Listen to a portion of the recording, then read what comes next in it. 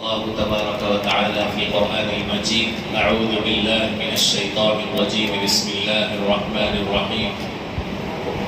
قل أوحي إلي أنه استمع نفر من الجن فقالوا إنا سمعنا قرآنا عجبا. صدق الله ومولانا العظيم. معزز سامعین حضرات، اللہ کے فضل سے ہم نے تقریباً 29 پارے مکمل کر لیے۔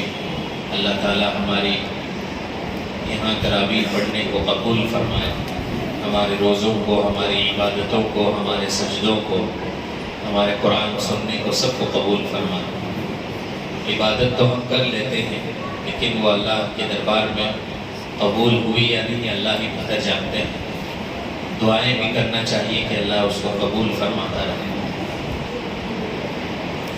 آج آدھا پارہ تراویح میں پڑھا گیا، اس میں شروعات سورۃ الجن سے ہوئی۔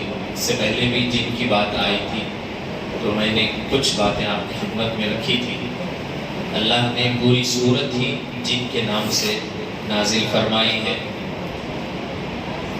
اللہ کے نبی صلی اللہ علیہ وسلم کو انسان اور جن دونوں کا نبی بنا کر بھیجا گیا ہے۔ اس سے پہلے بھی بات آئی تھی کہ آپ صلی اللہ علیہ وسلم جب طائف کے سفر سے واپس ہو رہے تھے تو مقام نخلہ ایک جگہ ہے، وہاں پر آپ صلی اللہ علیہ وسلم فجر کی نماز میں قرآن مجید تلاوت کر رہے تھے۔ تو اس کو جنات کی جماعت نے سنا تو انہیں بہت اچھا لگا، تو وہ گئے اور پھر انہوں نے اپنے جنوں میں تبلیغ کی۔ آپ کو معلوم ہونا چاہیے کہ جنات میں بھی جیسے انسانوں میں نبی کے ساتھ رہنے والوں کو صحابہ کہا جاتا ہے، جنات میں بھی صحابہ ہوتے ہیں۔ تقریباً 400 یا 500 سال پہلے کی بات ہے، کتابوں میں لکھا ہے کہ ایک بزرگ اللہ والے مسجد میں تہجد کے وقت نماز پڑھ رہے تھے۔ تو وہ اکیلے تھے مسجد میں، رات کا وقت تھا، تو انہوں نے دیکھا کہ ان کے سامنے سے ایک چھوٹا سا سانپ کا بچہ گزر رہا تھا، تو انہوں نے نماز توڑ کر اس سانپ کے بچے کو مار دیا۔ تھوڑی دیر کے بعد انہوں نے وہ مارے، پھر وہ نماز کے لیے کھڑے ہو گئے، نماز پڑھ رہے تھے۔ لمبی نمازیں ہوتی ہیں بزرگوں کی، تو کچھ دیر کے بعد دو بہت اونچے تگڑے نوجوان آئے اور انہوں نے اس بزرگ سے کہا کہ آپ کو ہمارے بادشاہ نے بلایا ہے، چلیے۔ انہوں نے پوچھا آپ کون ہیں؟ تو انہوں نے کہا آپ چل کر معلوم کر لیجئے کہ ہم کون ہیں۔ بہرحال ان کو لے جایا گیا ایک جنگل کے پاس، ان سے کہا گیا آپ آنکھیں بند کیجئے۔ جب انہوں نے آنکھیں بند کی، تھوڑی دیر کے بعد ان سے کہا گیا آنکھیں کھولو۔ تو جب انہوں نے آنکھیں کھولی تو دیکھا کہ ایک بڑا دربار سجا ہوا ہے، اس میں سارے جنات ہیں، اور جنات کا ایک بڑا جو خلیفہ یا جو بھی بادشاہ ہے ان کا، وہ بھی وہاں پر بیٹھا ہوا ہے، اور ان کو اس دربار میں کھڑایا گیا ہے۔ اور پھر ان سے پوچھا گیا کہ آپ نے ہمارے شہزادے کا قتل کر دیا ہے، اس لیے آپ کو سزا دی جائے گی۔ انہوں نے کہا میں نے کسی کا قتل نہیں کیا، کسی شہزادے کا۔ تو ان سے کہا گیا کہ آپ نے مسجد میں جس سانپ کو مارا تھا وہ بادشاہ کا لڑکا تھا، وہ اس کو آپ نے قتل کر دیا۔ تو وہ پریشان ہوئے، انہوں نے کہا کہ میں نے تو حدیث پر عمل کیا، میرے آقا حضرت محمد الرسول اللہ صلی اللہ علیہ وسلم کی جو حدیث ہمیں معلوم ہے، قتل الموذی قبل الایذاء، تکلیف دینے والے جانور کو تکلیف دینے سے پہلے قتل کرنے کی اجازت دی گئی۔ تو میں نے سوچا کہ وہ مجھے تکلیف پہنچائے گا، تو میں تکلیف سے پہلے اس کو قتل کر دیا۔ تو پھر اس بات کی تصدیق چاہ رہے تھے، وہ معلوم کرنا چاہ رہے تھے کہ یہ حدیث صحیح ہے یا نہیں۔ تو کتاب میں لکھا ہے دربار بہت بڑا تھا، اس میں سے ایک کنارے پر ایک بہت بزرگ جن بیٹھا ہوا تھا، بہت ہی عمر دراز۔ اس جن نے اشارے سے بادشاہ کو بلایا، پھر بادشاہ جب اس کی طرف متوجہ ہوا تو اس جن نے بادشاہ سے کہا، لکھا ہوا ہے کہ اس کی پلکیں جو تھی اس جن کی بڑی لمبی لمبی تھی، بوڑھا ہو گیا تھا، اس نے اپنی پلکوں کو ہٹا کر بادشاہ کو اشارے سے بات کرتے ہوئے کچھ اس نے گفتگو کی، تو اس نے جو اشارہ کیا وہ اس بزرگ نے جو دیکھا کہ میں نے اس حدیث کو اپنے کانوں سے اس نبی جب دربار میں اپنے جس مجلس میں یہ حدیث آپ صلی اللہ علیہ وسلم نے بیان کی، اس مجلس میں بھی حاضر تھا، میں نے اس حدیث کو بذات خود سنا، تو یہ بالکل صحیح حدیث ہے، اس بندے کی غلطی نہیں ہے، اس کو چھوڑ دیا جائے۔ تب فیصلہ ہوا کہ ان کو چھوڑ دیا جائے، جیسے جہاں سے ان کو لایا گیا تھا وہیں ان کو پہنچا دیا جائے۔ تو بہرحال ان کو اسی طرح آنکھیں بند کروا کر یا جس طرح تھا لا کر اس مسجد میں چھوڑ دیا گیا۔ تو بعد میں کتابوں میں علماء نے لکھا ہے کہ اس بزرگ کو تابعی کا لقب دیا گیا کیونکہ انہوں نے اس صحابی جن کو دیکھا جو اللہ کے نبی صلی اللہ علیہ وسلم کو حالت ایمان میں دیکھتے ہیں، ان کو صحابی کہا جاتا ہے، اور جو صحابی کو حالت ایمان میں دیکھتے ہیں ان کو تابعی کہا جاتا ہے۔ تو ان بزرگ نے اس جن کو جو صحابی کے مقام پر تھے دیکھنے کی وجہ سے ان کو تابعی کا لقب دیا گیا۔ بہرحال مجھے عرض یہ کرنا ہے کہ جیسے مسلمانوں میں انسانوں میں پورا سسٹم ہوتا ہے، ساری ان کے بھی بڑے ہوتے ہیں، ان کی بھی بادشاہ ہوتے ہیں، لیڈرز ہوتے ہیں، ویسے ان میں بھی ہوتا ہے، فیصلے بھی ہوتے ہیں، سارے معاملات بھی ہوتے ہیں، اور اللہ تعالیٰ کی جو شریعت ہے احکامات ان پر بھی لاگو ہوتے ہیں۔ اللہ تعالیٰ نے اس صورت میں ان کا ذکر کیا، اور ایک بات یہ ہے کہ ان میں جو شریف قسم کے لوگ ہوتے تھے، جیسے ہمارے لوگوں میں بھی جو چھو منتر کرنے والے ہیں، وہ کیا کرتے ہیں کہ آپ اگر کچھ پیسے دیں گے تو آپ کا وہ کچھ بولتے ہیں، ستارہ نکالتے ہیں، یہ سب جتنے بھی کام ہوتے ہیں ویسے جنات میں بھی ہوتے ہیں۔ جب اللہ کے نبی صلی اللہ علیہ وسلم کی بعثت ہو گئی، جب نبی کو نبی بنا دیا گیا، اس سے پہلے وہ آسمانوں پر جایا کرتے تھے جنات، اور چھپ چھپ کر فرشتوں کی باتیں سن کر آ کر جہاں دنیا میں جو ایسٹرولوجرز ہوتے ہیں، کہاں کاہن جس کو بولتے ہیں، فیوچر بولنے والے یا اس طرح فال نکالنے والے، ان کو آ کر وہ خبر دیتے تھے، جو جس کے انڈر میں جو جن ہوتا تھا وہ ان کو آ کر بتاتا تھا کہ فلاں وہ گاؤں کے بشیر بھی جاتے جاتے گر جائیں گے، فرشتوں کی دربار میں یہ بات ہو رہی تھی، تو اگر وہ تمہارے پاس آ کر پوچھے گا تو تم ایسا بول دو گے تو وہ سب تمہیں ماننے لگیں گے اور تمہیں پیسے بھی اچھے خاصے ملیں گے۔ اس طرح وہ جو باتیں سن کر آتے تھے وہ آ کر یہاں پر بتا دیا کرتے تھے، لیکن جیسے ہی اللہ کے نبی صلی اللہ علیہ وسلم نبی بنا دیے گئے تو اس کے بعد سے جب وہ جنات آسمان پر جاتے تھے تو شہاب ثاقب، قرآن میں لفظ آیا ہے، آگ کے دلے لے کر وہاں سے فرشتے ان کو مار کر بھگاتے تھے تو وہ واپس بھاگ کر آ جاتے تھے۔ کبھی کبھی کتابوں میں لکھا ہے کہ کبھی ایسا محسوس ہوتا ستارہ ٹوٹ کر گر رہا ہے تو وہ جو جنات اوپر جاتے ہیں خبریں سننے کے لیے، ان کو مار کر بھگایا جاتا ہے۔ تو اللہ تعالیٰ کی طرف سے ان کو بعد میں جانا منع کر دیا گیا، کیونکہ وہ اس زمانے کے کاہنوں کے ساتھ مل کر نبوت کی باتوں کو گڑگڑ کیا کرتے تھے۔ بہرحال اللہ کے نبی صلی اللہ علیہ وسلم کے پاس جنات آتے بھی تھے اور تعلیم سیکھتے بھی تھے، تبلیغ سیکھتے تھے، وہ اپنے لوگوں میں جا کر اسلام کے بارے میں بتاتے، اور جن آ کر وہ بھی اسلام قبول کرتے تھے۔ اسی طرح سورۃ المزمل گزری ہے، اس میں کئی باتوں میں 3 باتیں یاد رکھنے کی ہیں۔ پہلی بات یہ ہے کہ اللہ تعالیٰ نے حکم دیا ہے کہ رات کی عبادت بہت اہمیت کی حامل ہوتی ہے۔ رات کی عبادت تہجد میں بندہ ہوتا ہے اور اس کا رب ہوتا ہے، وہ جو چاہے اپنے دل کی بات اپنے رب کو سنا سکتا ہے۔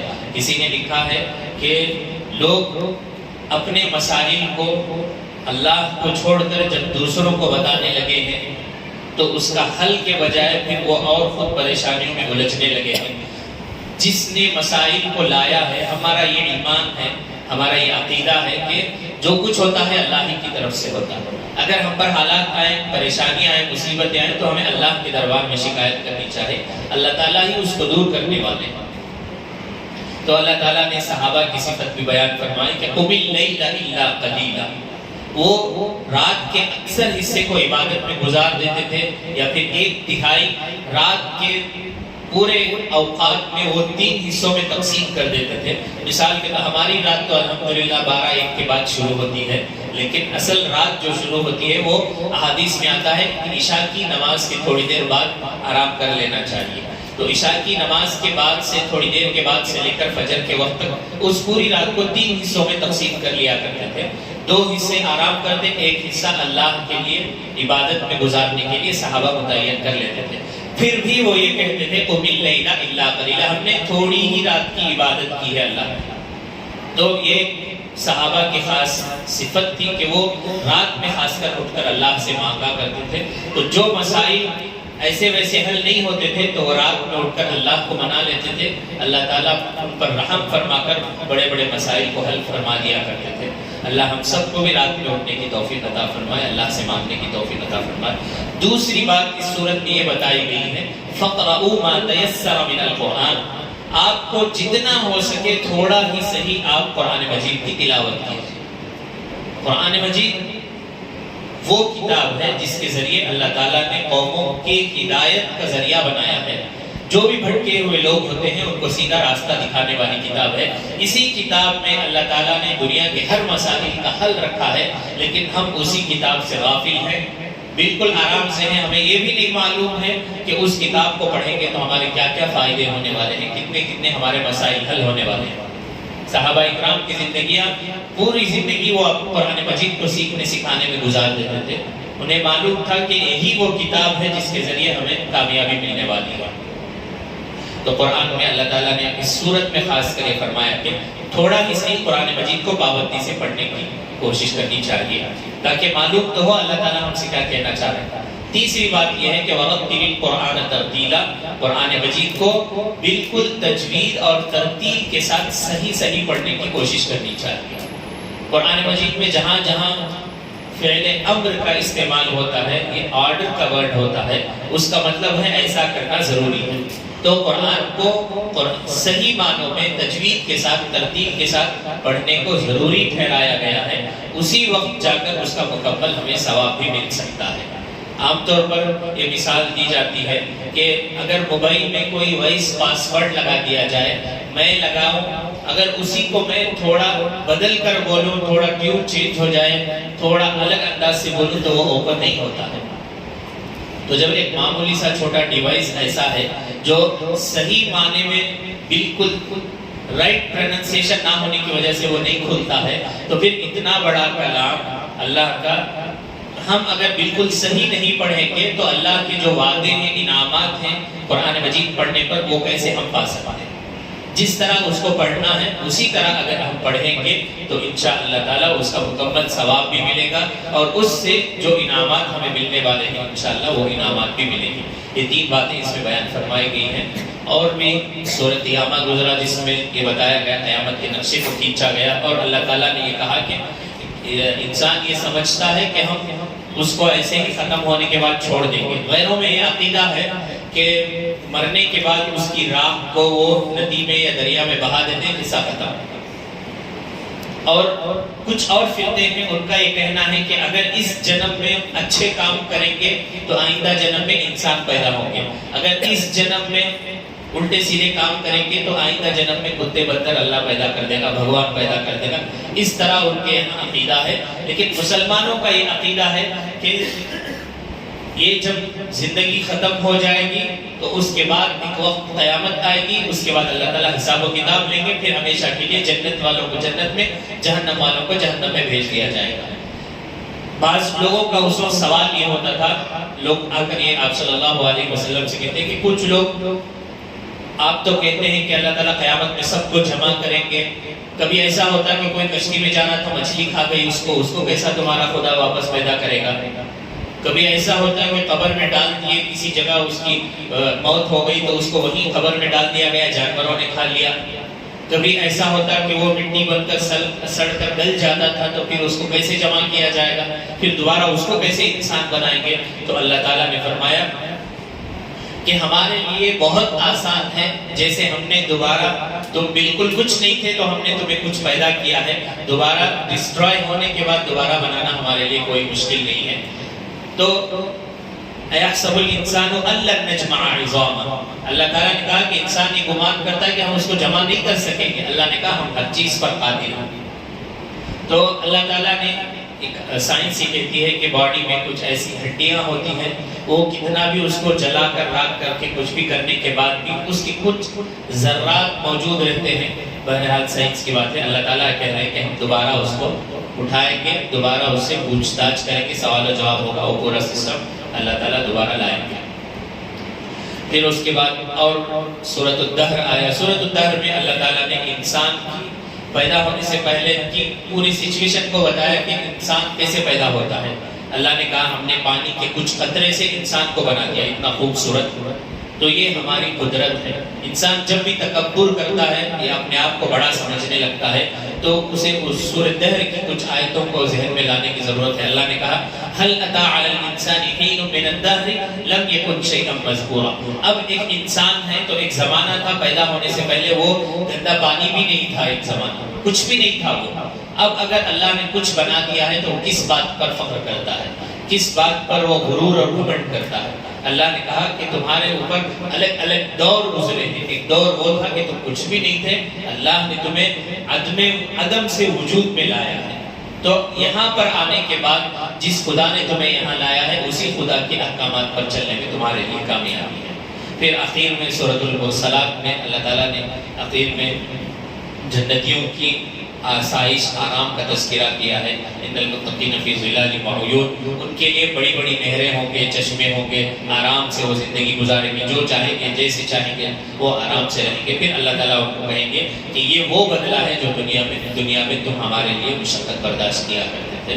اللہ تعالیٰ سے دعا ہے کہ اللہ تعالیٰ ہم سب کو جنت الفردوس میں اللہ سے اعلیٰ مقام نصیب فرمائے، اور دنیا میں جس طرح اللہ کے احکامات پر رسول اللہ صلی اللہ علیہ وسلم کے طریقوں پر چلنے کا حکم ہے، چلنے کی توفیق عطا فرمائے۔ سبحان اللہ و بحمدہ، سبحانک اللہم و بحمدک، ونشہد ان لا الہ الا انت، نستغفرک و نتوب